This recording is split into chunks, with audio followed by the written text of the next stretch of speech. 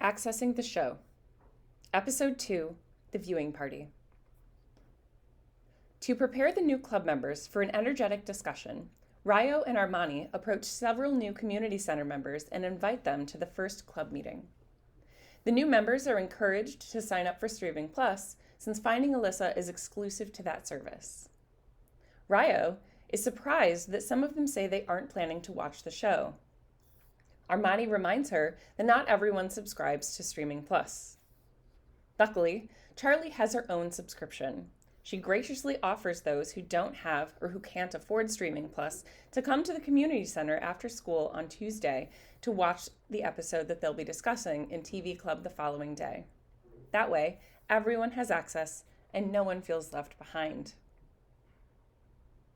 Logging in.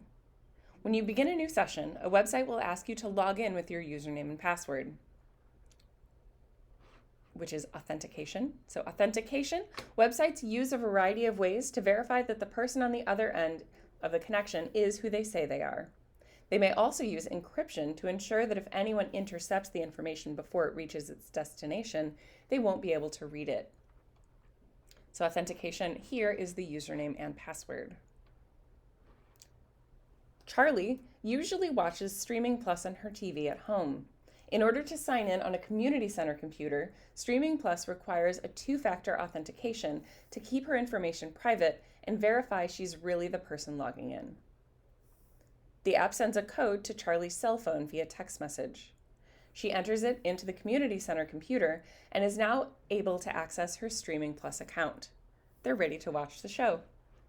So multi-factor authentication in this case was the code that was sent to Charlie's phone. Many websites use multi-factor authentication, which requires the person logging in to provide additional identifying information beyond just the password. It's an extra layer of security. Some examples of this are a link in a text message, an email sent to an address already on file, security questions, or plugging in a physical key directly into the machine.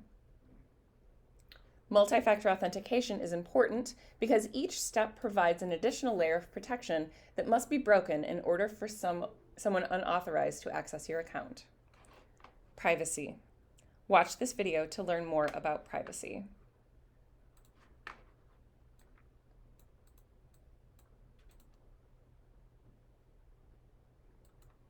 When using a public Wi-Fi network, even when browsing the web at work or at school, data moving across the network can be easily intercepted and read by anyone else on the same network.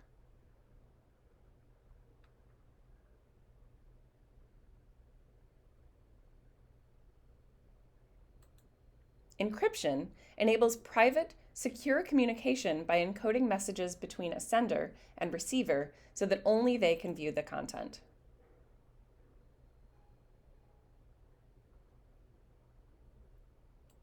The sender encrypts or encodes the information, and the receiver decrypts or decodes it. Most sites use transport layer security to encrypt data, providing privacy from outside snoopers.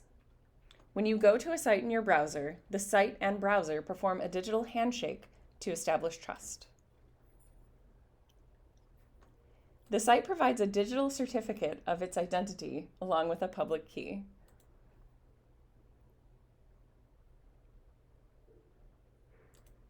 Your browser traces the ownership of the certificate back to a trusted certificate authority, which verifies that the site is who they say they are and not a fraudulent website pretending to be legitimate.